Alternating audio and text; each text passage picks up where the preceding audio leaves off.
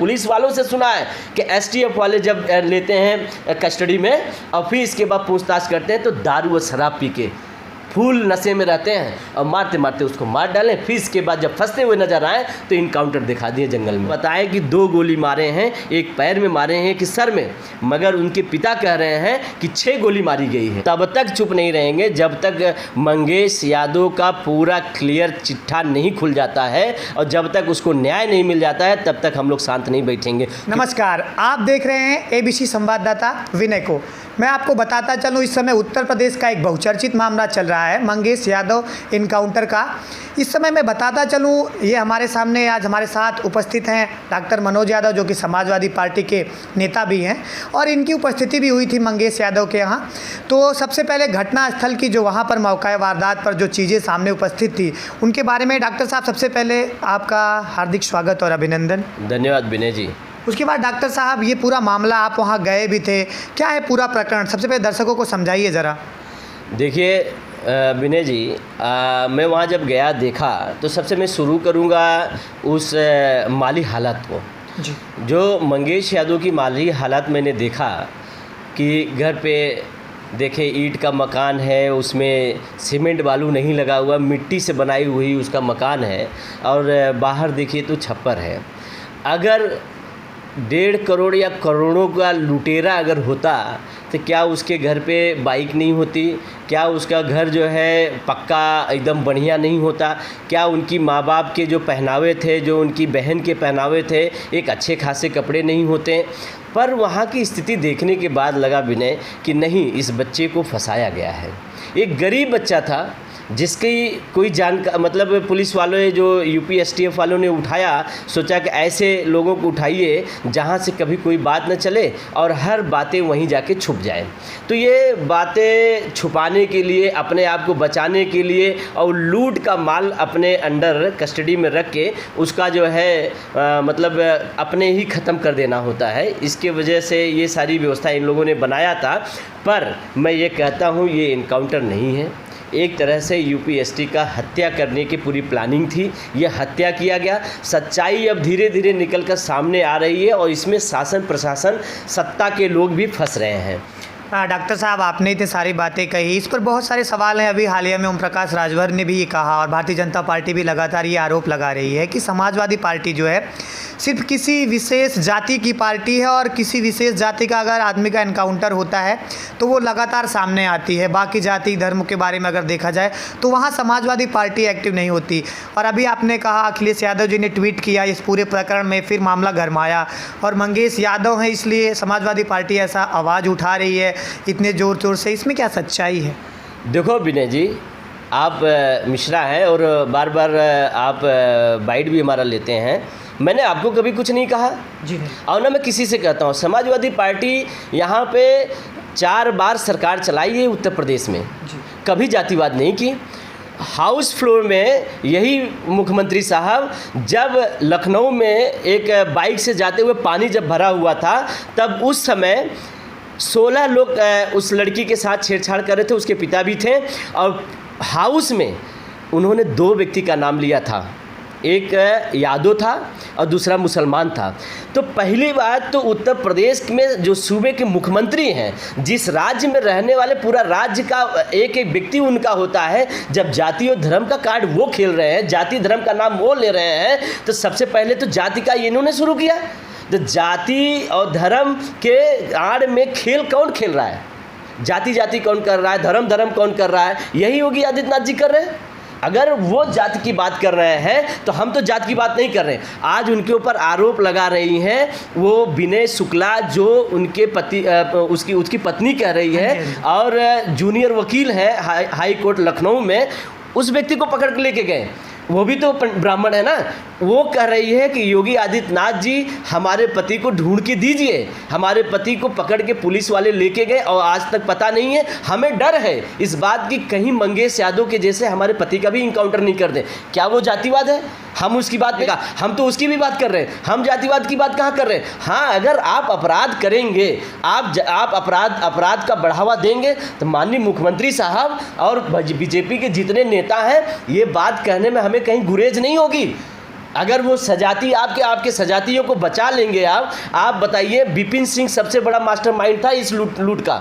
बिपिन सिंह वो अपने आप को रायबरेली में सिलेंडर करता है कैसे? डीके साहनी ने उसको बताया ना कि आप अपने आप को कर दीजिए, क्योंकि वो उनके सजाती समाज के थे। अगर वो इनकाउंटर करते लंबा बवाल हो जाता, इनके कुर्सी पे अटैक होता, उनकी कुर्सी पे लोग गुलिया जाते उनके समाज के लोग कि यार ये क्या कर दिया आपने एक समाज के लोगों की हत्या करवा दिया आपने। मगर ये यादव था, गरीब था, जिसके वजह से इनको एक आसानी हुई कि नहीं ये यादव है, इसको उड़ा दो, इसको कर दो, यहाँ पे कोई बोलने नहीं आएगा। मगर वो इस बात को भूल गए हैं कि 4 बार के यहाँ के मुख्यमंत्री रहे हमारे नेताजी, 3 बार रहे और 1 बार हमारे मुलायम सिंह यादव माननीय राष्ट्रीय अध्यक्ष अखिलेश यादव जी रहे। तो हमने रहनुमाई की हर समाज, हर धर्म, हर लोगों का। तो हम हर जगह चाहे जहाँ जिस तरीके से किसी की भी बात होगी हम उसका सवाल उठाएंगे। जब हम सवाल उठाएंगे तो आप कहेंगे कि जाति धर्म की बात करते हैं, एक जात की बात करते हैं। सवाल जब आप पे उठता है तो आप तुरंत उसको बदल देते हैं, कहते हैं कि नहीं यादवों की बात करते हैं ये। अरे हम तो सबकी बात करेंगे। जब आप जब भी कोई गलत काम करेंगे तो हम बात करेंगे, उठाएंगे। आप जब भी अत्याचार किसी के ऊपर करेंगे तो हम बात उठाएंगे, चाहे किसी भी समाज को, चाहे विश्वकर्मा समाज की बात हो तब पर भी हम लोग ने उठाया, पटेल समाज की बात हो तब पर भी उठाया, ब्राह्मण समाज की बात हुआ तब पर भी उठाया, यादव समाज की बात है, आज यादव समाज की है, अब इनके ऊपर आरोप लग रहा है तब यादव कर रहे हैं। तो ऐसे नहीं चलता विनय जी अगर आप शासन सत्ता में हैं तो सबको लेके चलना पड़ेगा। आज जो बेरोजगार हैं, जो नौकरियों के लिए परेशान हैं, जो आज अपने आप को ठगा महसूस कर रहे हैं, उनकी बात कौन करेगा? हम जब ये बात करेंगे तो आप जाति बात करेंगे, आप उसको वे हटा देंगे। आप सवाल उठता है कि मंगेश यादव की जो हत्या की गई है उसकी सही रिपोर्टिंग सरकार खुद दे, नहीं तो कानून खुद देगा इसका। और ये न्याय रूपित जो है व्यवस्था में हम लोग जाएंगे और न्याय सुप्रीम कोर्ट से मांगेंगे और CBCID की मांग करेंगे। उस CBCID से ये निर्णय होगा, ये निश्चित रूप से न्याय मिलेगा कि क्या गलत था, क्या सही था। आरोप प्रत्यारोप लगाने पे और फिर इसके बाद उनको इनकाउंटर कर देना मंगेश का कि कहाँ तक सही था, एक चीज़। दूसरी चीज़, बाबा जी ने कहा कि जब कभी कोई अलग से गुंडा बदमाश बंदूक चलाएगा किसी पुलिस के ऊपर, पुलिस की हत्या हो जाएगी, क्या समाजवादी पार्टी के नेताजी जो है उनकी जान वापस कर देंगे? क्या उसको वापस कर देंगे? हम वही बात करते हैं कि क्या आज मंगेश यादव को मार दिया गया और मंगेश यादव निर्दोष निकला न्याय में, तो क्या योगी आदित्यनाथ जी, मुख्यमंत्री जी, दूसरा मंगेश वापस ला के दे देंगे उसके माँ को? बोलिए, ये सवाल है। क्या ला के दे सकते हैं? नहीं दे सकते। तो कहने से पहले 20 बार सोचे। सरकार चला रहे, सरकार में आप हैं, गलती कहाँ हो रही है उसको देखिए। तो दर्शकों, सबसे बड़ी बात जो इस घटना का मूल कारण शुरू होता है, अगर आप समझिएगा, डॉक्टर साहब ने पूरे विस्तार से समझाया। और मैं आपको बताऊं कि जो घटना में ये बाइक शामिल थी, बाइक जो चोरी होती है वो तकरीबन घटना के 10 से 12 दिन पहले चोरी होती है, जो बाइक शामिल होती है। और उस घटना का जो मुकदमा दर्ज होता है, चोरी के 8 घंटे बाद करीबन 8 साढ़े 8 बजे मुकदमा दर्ज होता है। तो जो पूरा मामला है, इस तरीके से भारतीय जनता पार्टी एक तरीके से खिलती हुई दिखाई दे रही है। इसमें पूरे उनके जो लगातार उत्तर प्रदेश में कई ऐसे एनकाउंटर हुए हैं जो सवालिया निशान खड़े किए गए हैं, लेकिन ये मामला अब पूरी तरीके से एकदम से भारतीय जनता पार्टी की खींचातानी दिखाई दे रही है। तो डॉक्टर साहब, सबसे पहली बात सवाल ये है कि अगर उत्तर प्रदेश पुलिस वो जो बाइक चोरी हुई थी नौशान खान नाम के व्यक्ति की, वो तकरीबन 10 से 12 दिन उसने मुकदमा दर्ज कराने की कोशिश की और फिर नहीं हुआ।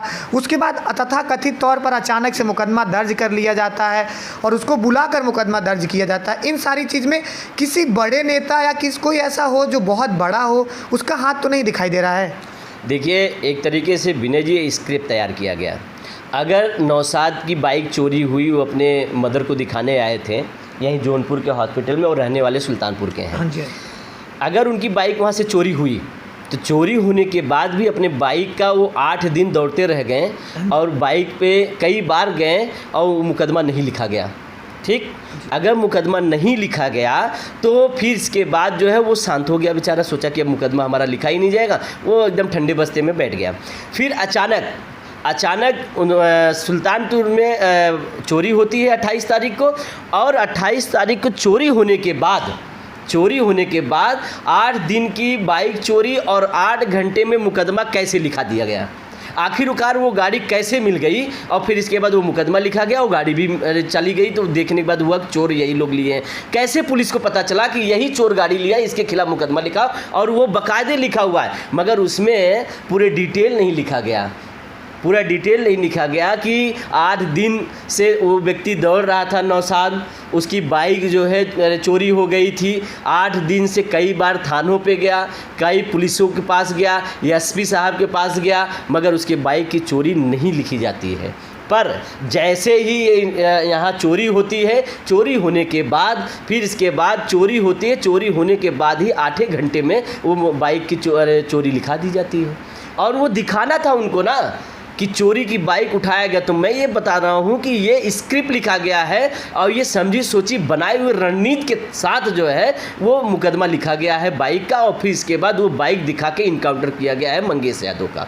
एक चीज़, दूसरी चीज़ ये फिर स्क्रिप्ट लिखा हुआ है यूपी एसटीएफ वालों ने अपने FIR में कि अमेरिकन बैग था, अमेरिकन ट्रॉली बैग था टूरिस्ट वाला एक, और इम्पोर्टेड कपड़ा पहना हुआ था। उसको तो उठाए थे आप लोअर टी शर्ट पे, उनके घर वाले बताते हैं, और जिसका मड़ई देख रहे हैं कि जो जहाँ पे उसकी पूरी गृहस्थी है, वो पत्रा वाला घर, ईटा में माटी से लपेट के बना हुआ ईटा वाला घर, उसमें अगर एक किसी व्यक्ति के घर जाएंगे ना तो उनका गुरुवार भी इस तरीके से, उनसे भी साफ़ सुथरा गुरुवार भी होता, बेचारे की गृहस्थी फिर उसी में है। तो इम्पोर्टेड कपड़ा कब खरीद लिया उसने पहनने के लिए, और फिर इसके बाद वो इम्पोर्टेड ट्रॉली जो अमेरिकन टूरिस्ट ट्रॉली बता रहे हैं वो कब पा गया वो। तो ये मेन चीज़ का है कि जो यूपी एसटीएफ वाले पुलिस जो है वो फंस रहे हैं, तो ये तरीके से अपने ही बयान में, अपने ही बातों में तो फंसते हुए नज़र आ रहे हैं। अगर सही मायने में अगर इस पर एक्शन ले लिया जाए आज के आज सस्पेंड करके, और तुरंत जो अपराध किया है, जो पुलिस वालों ने अपराध किया है, जो हत्या किया है, तत्काल उनको फांसी दे दी जानी चाहिए, तत्काल। इस तरीके से अपराध करने वाले व्यक्ति को कौन है इनको इतना देता है? इस उत्तर प्रदेश में, इस संविधान में कहाँ लिखा गया है कि किसी को आप पकड़ के उसकी हत्या कर दीजिए? पुलिस कस्टडी में भी आपने मार तो दिया उसी समय उसको, जब पुलिस कस्टडी में उसको लेके गए 2 दिन के बाद आप दिखाते हैं कि इनकाउंटर कर दिया गया। आप उठाते हैं 2 तारीख को, 5 तारीख को सुबह में आप उसके घर वालों को बताते हैं कि लास्ट इनकाउंटर में मारा गया मंगेश यादव। कैसे? जब आप उसको कबूलवा रहे थे, जब वो कबूला नहीं, आप मारते मारते मार डाले। हमने बहुत लोगों को सुना है, पुलिस वालों से सुना है कि एसटीएफ वाले जब लेते हैं कस्टडी में और फिर इसके बाद पूछताछ करते हैं तो दारू और शराब पी के फुल नशे में रहते हैं और मारते मारते उसको मार डालें, फिर इसके बाद जब फंसते हुए नजर आए तो इनकाउंटर दिखा दिए जंगल में। डॉक्टर साहब, आपने बहुत बड़ी सवाल की है कि यूपी एसटीएफ अगर पूछताछ करती है तो पूर्णतः नशे में होती है। ये कहीं ना कहीं अपने प्रशासन पर सवालिया निशान है।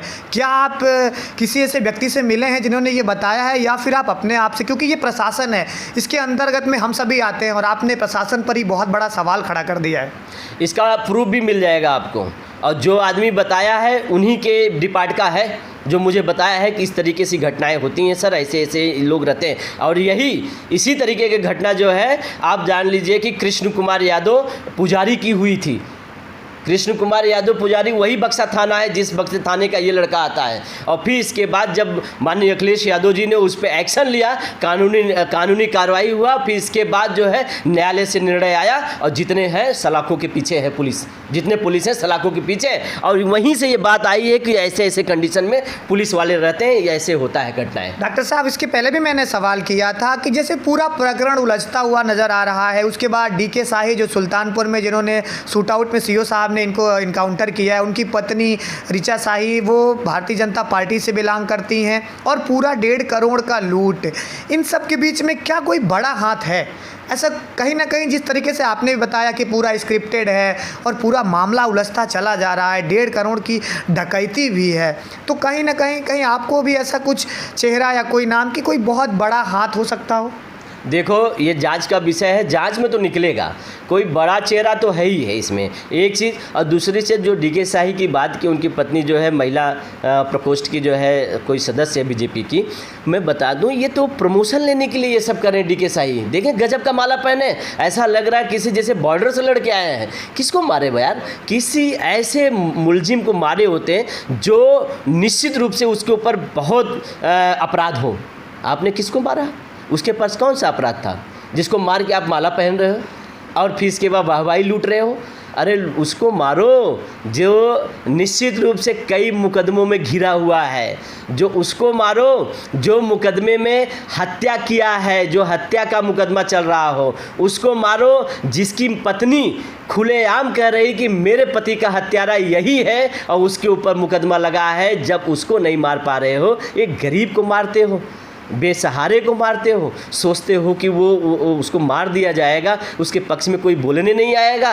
नहीं साहब, ये समाज है जिसके प्रति करुणा हो जाएगी ना, पूरा समाज जो है मचल के चला आएगा। चाहे वो एक यादव समाज ही नहीं, हर समाज के अंदर जिसके अंदर वास्तव में करुणा होगा, जिसके अंदर ये होगा माया कि नहीं इसको मारा गया है, तो वो आएगा, हर समाज आएगा, हर लोग खड़े होंगे, सरकार के खिलाफ भी खड़े होंगे। और आप देख लीजिएगा निश्चित रूप से अगर इस पे कोई तरीके का अच्छा अगर कानूनी न्याय प्रकरण नहीं हुआ तो आप जान लीजिएगा भूचाल आएगा, उत्तर प्रदेश में भूचाल आएगा। डॉक्टर साहब, कल शाम के समय इन्फॉर्मेशन मिला कि जो सोना है, जो चोरी के वारदात में की गई जो सामान थे वो पकड़े गए और उसके साथ डीजीपी साहब भी आए सामने।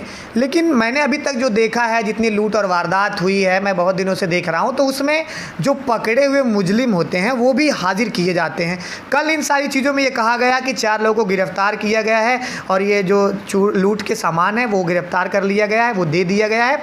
तो इसमें जो 4 अभी अनुराग, दुर्गेश, विनय और विपिन, ये चारों लोग में मान लीजिए विपिन ने सरेंडर किया था, बाकी इन तीनों का भी कहीं दिखा नहीं।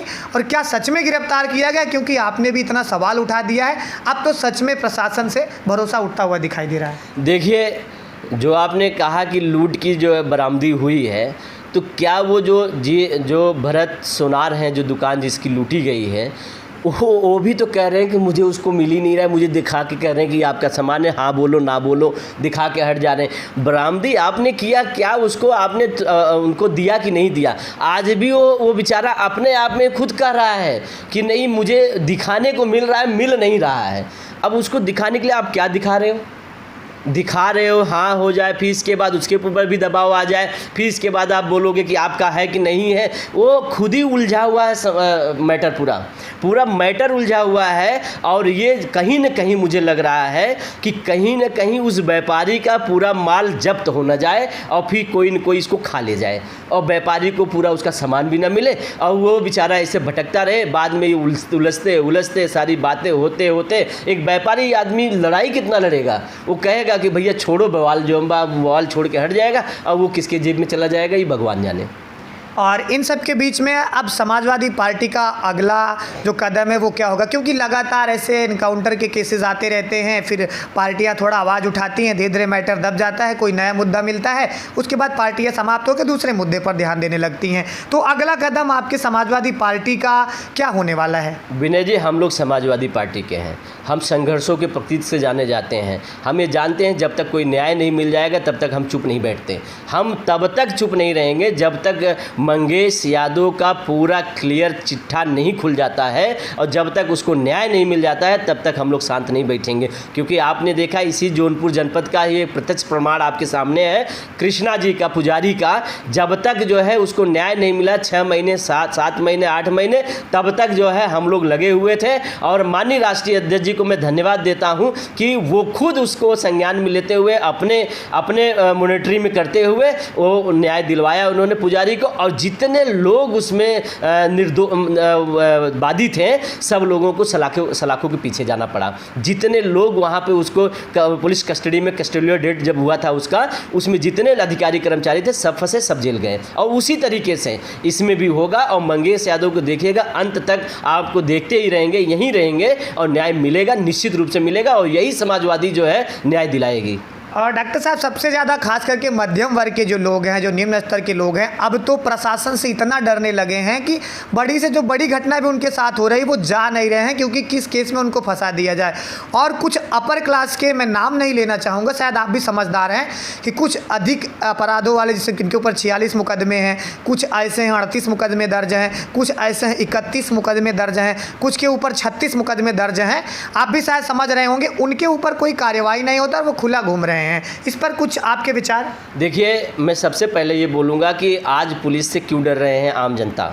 वो फेलियर है मुख्यमंत्री साहब का और जो उन्होंने बढ़ावा दे रखा है कि क्राइम कर रही है पुलिस, और पुलिस के वर्दी में जो गुंडागर्दी कर रहे हैं, उसके डर के नाते लोग जो है अपने आप को ये सोच रहे हैं कि कहीं न कहीं हमें इस तरीके से न हो कि मैं अपनी बात को लेके जा रहा हूँ, कहीं न कहीं मुझे फंसा दिया जाए, समझ रहे हैं, इसलिए वो डरे हैं। और रही बात जिसकी आपने बात किया, अगर मुख्यमंत्री साहब गलबैयाँ करेंगे, बैठ के चाय पिएंगे, तो मनोबल, उनका मनोबल तो बढ़ेगा ना। आप बताइए कि ऐसे ऐसे लोग हैं, मैं बता दूं, कुछ तो ऐसे बड़े अपराधी हैं जिनको बैठा के बगल में बैठा के हाहाकार मचा रहे हैं। बहुत फोटो आप देखे होंगे, बीच में अभी आया होगा, गलबैयाँ कर रहे हैं। तो आप ऐसे अपराधियों को आप जब संरक्षण देंगे तो क्या वो अपराध नहीं बढ़ेगा?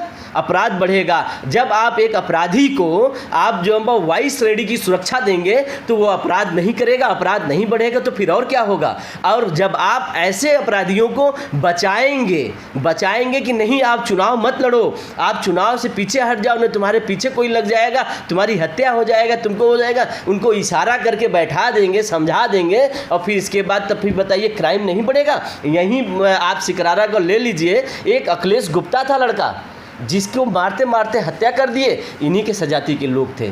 आज तक फिर जांच हुई, कुछ नहीं निकला। हम लोगों ने भी उस पर बात उठाई, वो गुप्ता थे ना, वो तो यादव नहीं थे ना, हमने तो उनकी भी बात उठाई थी। आखिरकार उस व्यक्ति का आज तक जांच क्यों नहीं आई, उसका केस क्यों नहीं खुला, उसके केस में क्यों नहीं उजागर हुआ? कौन लोग थे वो लोग? बस 2-4 लोगों को पकड़ के आप बंद कर देंगे, फिर इसके बाद छोड़ देंगे, मामला शांत हो जाएगा। क्यों? प्रमोद यादव भाजपा के ही नेता थे, भाजपा के नेता थे। कौन मरवाए तो उन्हीं के सजाती के लोग, मुख्यमंत्री साहब के लोग। तो आज क्यों नहीं खुला?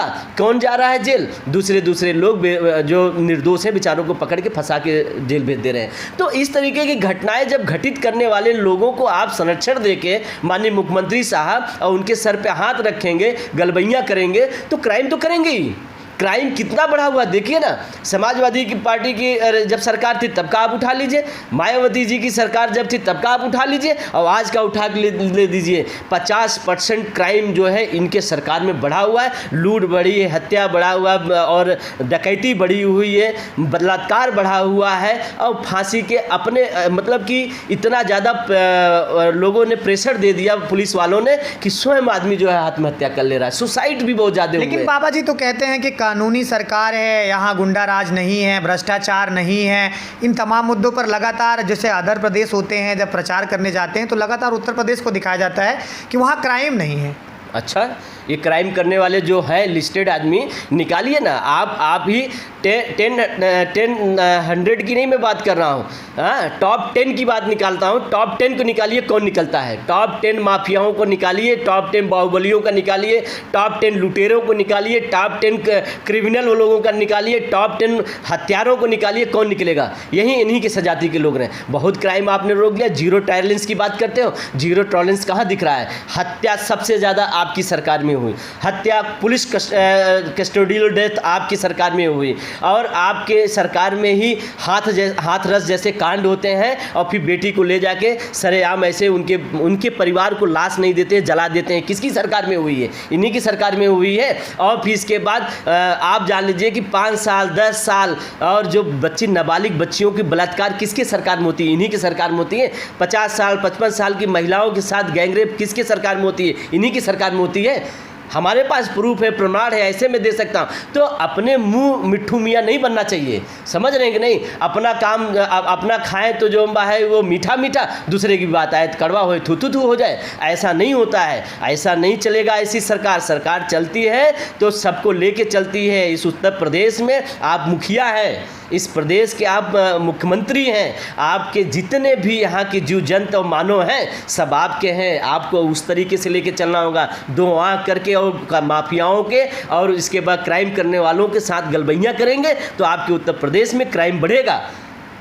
क्या डॉक्टर साहब इस मामले में अखिलेश यादव जी भी मंगेश यादव के यहाँ जा सकते हैं? ऐसी कोई इन्फॉर्मेशन आपके पास? देखिए, लगातार समाजवादी पार्टी के वरिष्ठ नेता लोग और फिर कार्यकर्ता लोग लगातार लगे हुए हैं, सहयोग भी कर रहे हैं, और जब ज़रूरत पड़ेगी तो हमारे माननीय राष्ट्रीय अध्यक्ष जी भी आएंगे। ऐसा नहीं है कि नहीं आएंगे, क्योंकि माननीय राष्ट्रीय अध्यक्ष जी हमेशा निगाह में रखे हुए हैं और ये भी देख रहे हैं कि उसमें मंगेश यादव जी वाले में क्या हो रहा है डे बाई डे, और टाइम टू टाइम इसका अपडेट ले भी रहे हैं। ऐसा नहीं है। डॉक्टर साहब बहुत बहुत धन्यवाद, आप आए और अपना कीमती समय मुझे दिया। मैं आपको बताता चलूं कि जो पूरा प्रकरण है काफ़ी हाईलाइटेड है। डॉक्टर साहब ने खुलकर अपनी बात भी बताई है, और सिर्फ डॉक्टर साहब ही ने नहीं बल्कि पूरा उत्तर प्रदेश अब भारतीय जनता पार्टी और प्रशासन से ये जब सवाल कर रही है कि इसका न्याय हो, क्योंकि जिस तरीके से पूरा प्रकरण है, डॉक्टर साहब ने भी जिक्र किया कि बुलेट प्रूफ जैकेट नहीं है, फॉर्मल ड्रेस में नहीं है जो वर्दी होती है, उसके बाद मर्डर किया जाता है। और सबसे ज़्यादा सोचने वाली बात ये रहती है कि जो और अपराधी हैं, जैसे अनुराग का नाम हुआ, उनके घर वाले भी लगातार ये आरोप कर रहे थे कि पुलिस आई है और 2 बजे उठाकर ले गई है, लेकिन 3 से 4 दिन उनका भी पता नहीं चलता है। कल जब दबाव ज़्यादा बढ़ता है तो ये सामने दिखा दिया जाता है कि अरेस्ट हो गए हैं और उनकी गिरफ्तारी कर दी गई है। इन सारी चीज़ों के पीछे किसकी साजिश है और क्या है, ऐसे सवालों और जवाबों के साथ मैं आपके बीच हाजिर